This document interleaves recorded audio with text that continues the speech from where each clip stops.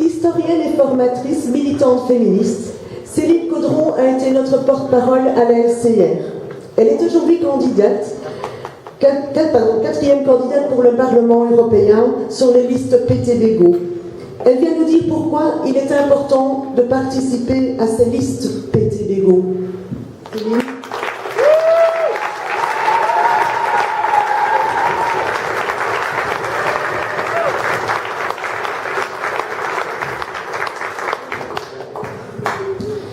Alors une campagne électorale, c'est pas ce qui est spécialement le plus excitant pour des militants qui militent dans une organisation, qui placent les luttes comme moteur de l'action. Mais il faut dire que cette année, c'est quand même assez enthousiasmant de voir que, pour une fois, depuis longtemps, il y a des listes de rassemblement de gauche radicale qui ont l'air d'accrocher en Belgique. Mais ça n'a pas l'air seulement dans les sondages qui sont assez positifs, mais c'est aussi dans les contacts qu'on a avec les gens qu'on croise sur les marchés, une liste qui accroche en proposant un autre discours et en ouvrant clairement la perspective d'avoir des élus anticapitalistes au Parlement le 25 mai. Mais l'indicateur le plus rigolo que les listes PTBGO sont en train d'accrocher, c'est de voir comment le PS et Écolo sont en train de flipper à fond. Et donc ils essayent par différents moyens de discréditer ces listes. Donc la première tentative de déstabilisation, c'est évidemment d'attaquer le PTB sur son passé stalinien ou son manque de démocratie interne, blabla. Donc les médias, ils aiment bien ça d'ailleurs.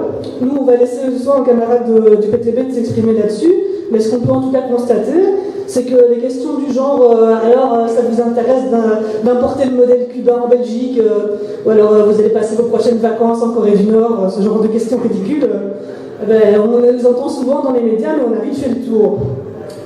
Et puis on commence à se dire petit à petit qu'en même temps, ça pourrait être plus intéressant si on cuisinait les partis au gouvernement avec ce même genre de questions stupides. Par exemple, on pourrait leur demander, et ce ne serait pas si stupide de ça, comment ça se fait qu'ils continuent à avoir des relations si amicales avec un État raciste comme l'État d'Israël, par exemple.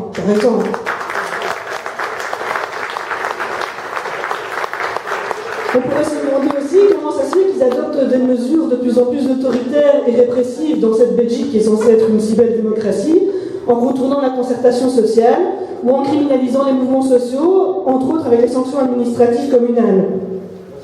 Du coup, le PS écolo, ils sortent un autre type de fléchette, c'est la fameuse fléchette du vote utile. Alors évidemment, donc, le PTBGO, c'est des listes yaka, et c'est des listes qui n'osent pas se mouiller dans la vraie réalité du politique. C'est l'argument que tient par exemple Philippe Lambert, qui est tête de liste écolo pour le Parlement européen, où lui il dit qu'il partage le diagnostic de la gauche, mais le problème c'est que le mouvement social et le discours ne sont pas suffisants, parce que pour lui, il faut intervenir dans les institutions.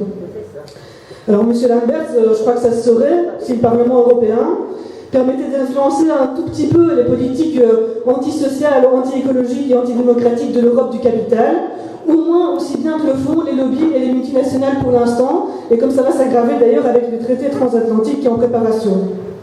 Donc nous on dit que non, l'opposition à cette Europe du capital, elle passe avant tout dans la rue.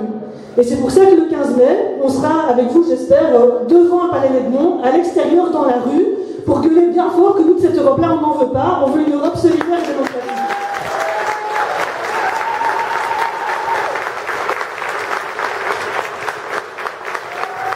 L'argument du vote utile, ça plaît aussi au PS. Par exemple, Rachid Madran a déclaré sur un plateau de télé qu'au moins le PS, lui, il ose monter au front. Mais nous aussi, M. Madran, on ose monter au front. Le truc, c'est qu'on ne sort pas de la même tranchée et qu'on ne se retrouve pas du même côté de la mitraillette. C'est pas nous qui avons voté le TSCG et qui condamnons la population à des dizaines d'années d'austérité. C'est pas nous qui avons voté le renforcement du contrôle des chômeurs qui va placer dans une situation encore plus précaire les travailleurs pauvres et les sans-emploi. Donc une majorité de femmes, évidemment. C'est pas nous qui cautionnons le racisme d'État quand la Belgique renvoie 3000 Européens l'année passée, soi-disant parce que c'est une charge trop lourde sur notre système social. Une Belgique qui renvoie de façon encore plus honteuse des demandeurs d'asile vers un pays qu'ils ont fui à cause de la guerre en les renvoyant vers la mort. Et là-dessus, je salue les camarades afghans qui sont en train de résister, qui continuent à résister dans les rues du monde.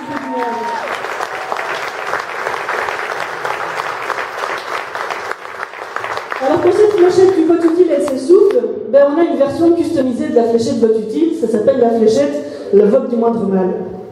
Parce que bien sûr, le PS et l'écolo sont un moindre mal, c'est les seuls qui sont les mieux placés pour faire barrage au programme néolibéral de combat de l'ANVR au nord du pays. Mais cette fléchette customisée, elle est déjà un peu rouillée. C'est la même qu'ils nous ont sorti en 2010, juste avant de mettre en place un gouvernement d'Irupo avec des mesures d'austérité.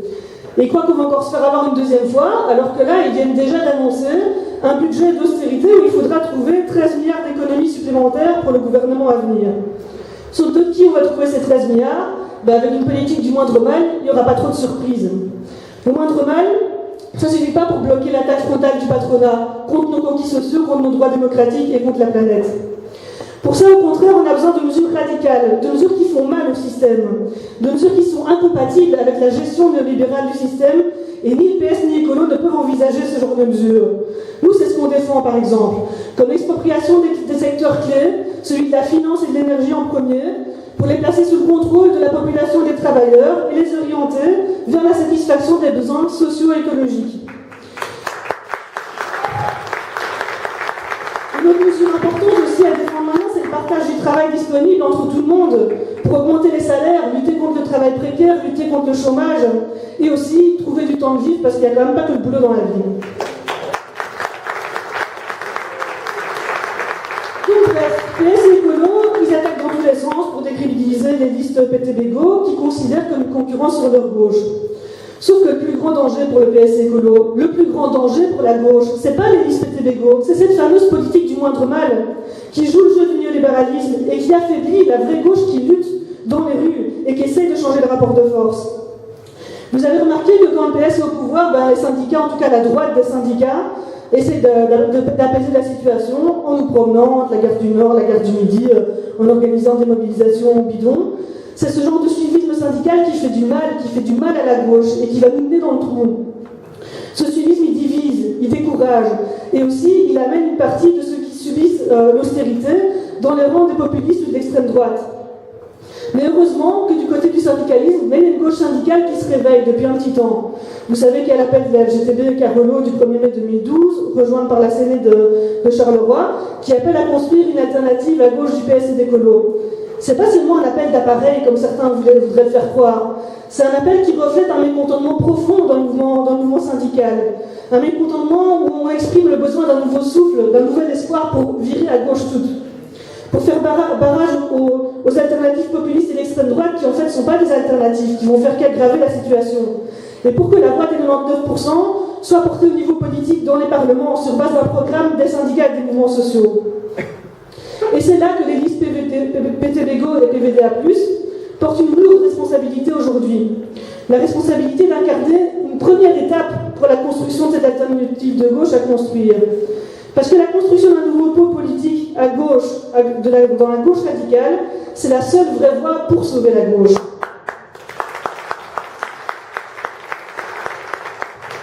C'est pour ça qu'avec la LCRSAP, on a décidé de s'engager sur les listes PTBGO et PVDA+, pour, avec les pieds bien ancrés dans les réalités, on puisse ouvrir une perspective politique de rupture, qui vise à rassembler les 99% dans la lutte, dans l'action, en faisant converger les mobilisations, et en annonçant dès maintenant la couleur de la société qu'on veut construire, et cette société, on la veut égalitaire entre hommes et femmes, avec papier, sans papier, avec travail, sans travail. Il faut l'annoncer dès maintenant. Tout ça, c'est une stratégie à long terme, une stratégie pour s'opposer tout de suite à la casse sociale qui est en train de s'appliquer, avec des mesures d'urgence sociale, une stratégie pour gagner la bataille des idées, à plus long terme aussi, pour contrer la droite et l'extrême droite, et une stratégie pour créer les conditions de création d'un vrai gouvernement des travailleurs qui puisse mener une politique anticapitaliste réelle. L'enjeu des élections du 25 mai, il doit être vu dans ce sens-là, dans le sens de cette stratégie-là. Cette élection, ce sera un encouragement des luttes à la base. Ce sera un message d'espoir pour tous ceux et toutes celles qui veulent une société meilleure. Donc le 25 mai, voter PVDA+, et PTBGO, c'est choisir la seule alternative au moindre mal. C'est choisir le seul vote utile à gauche. Merci.